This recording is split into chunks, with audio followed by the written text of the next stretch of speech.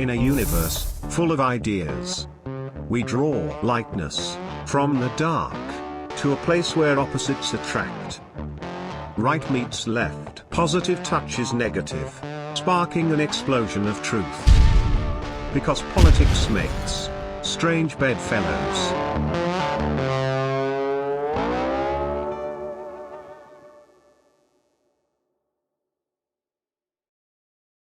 In our profession, when we talk about the death of journalism, if somebody asked me what killed it, I would say three things. One was abolishing the Fairness Doctrine in 1986. Since you're in Canada, I don't know if you had something similar to the Fairness Doctrine, or if you still practice it. I don't think you do, because I watched some CTV and some CBC. Obviously, they're not interested in both sides of the story, but from 1928 until 1986, it was literally the law in the United States on the broadcast airwaves, radio, television. We had a thing called the Fairness Doctrine, and it just meant that if you did one side of a story, you were required to be fair and also get the other side of the story. That's all it was. But in 1986, for reasons I'll never understand, President Reagan decided to get rid of it. And so the Fairness Doctrine was abolished. You might have heard recently that Robert F. Kennedy Jr., presidential candidate, is talking about if he becomes president, he intends to bring back the Fairness Doctrine. And I think he's absolutely right. I couldn't agree more.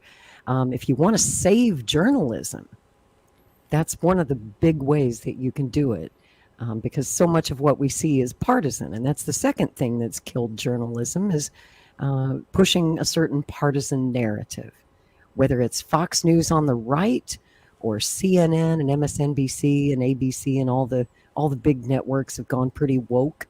You get that on the left, but you never really get the fair, accurate reporting. You don't get both sides of the story. What's a journalist today? Boy. Who would the Fairness Doctrine apply to? All of us, including the internet.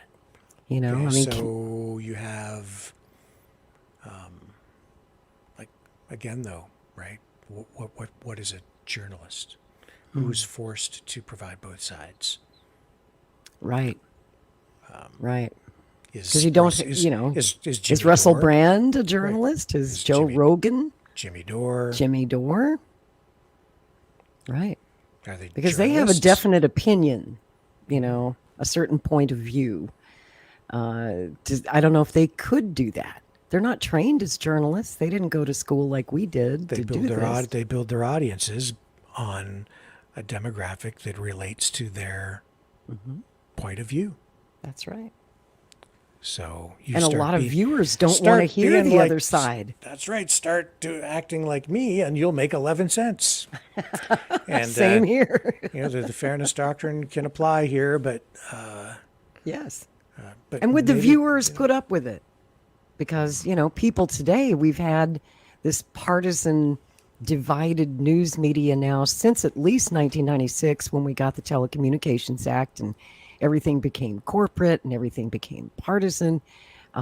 We've had a whole generation now that thinks that is journalism. They don't know any better unless they're watching this show tonight, or they like watching old TV.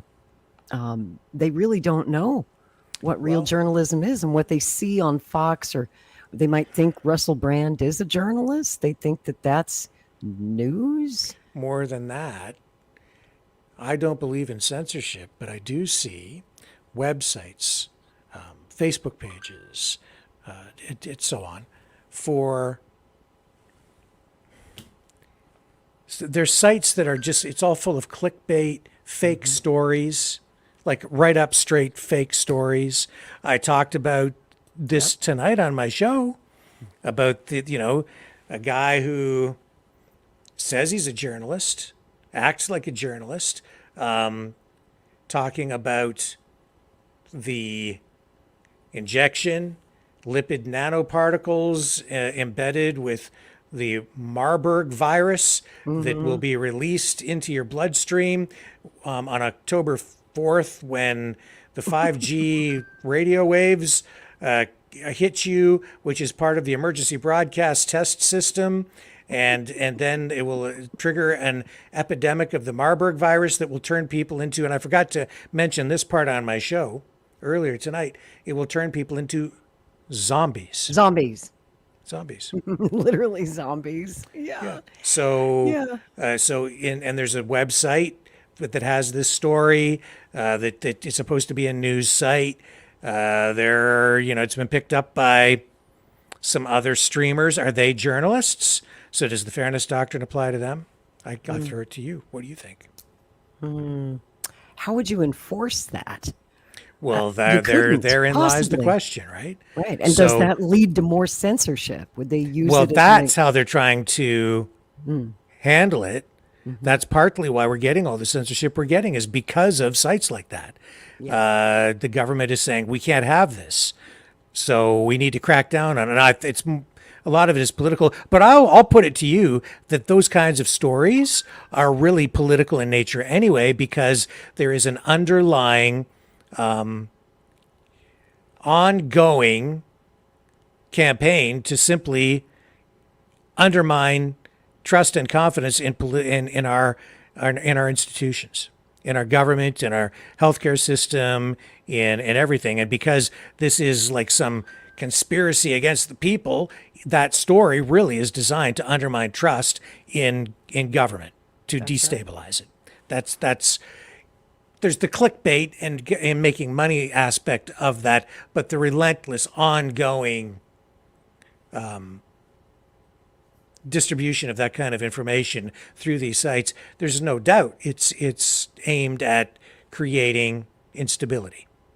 And it's also creating a great deal of revenue for these people who run these channels. That's right. And they're taking advantage of, I think, the people's mistrust of government, the people's mistrust of mainstream media.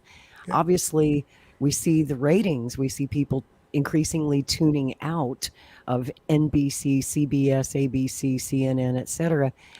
Even like Fox News, and they're going to the internet to get their news, and they see something on TikTok or Twitter, and it looks official, right? And so they think it's real, and the next thing you know, it goes viral, and that's how a story travels around the world in seconds.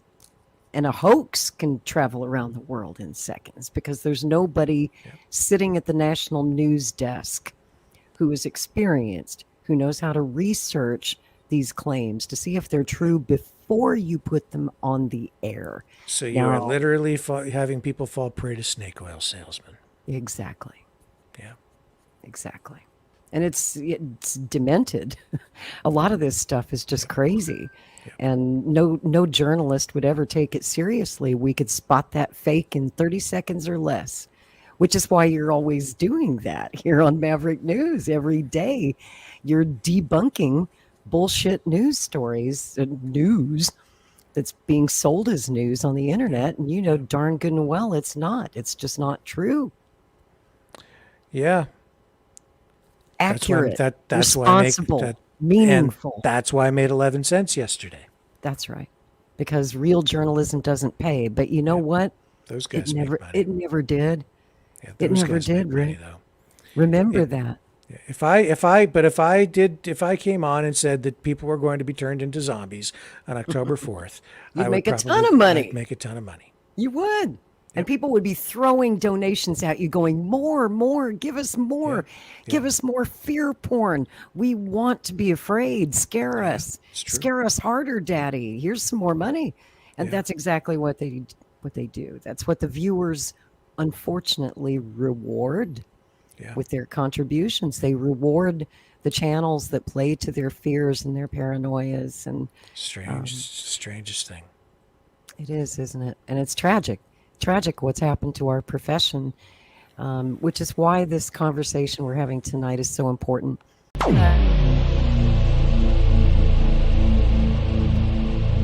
This has been a Maverick Multimedia production.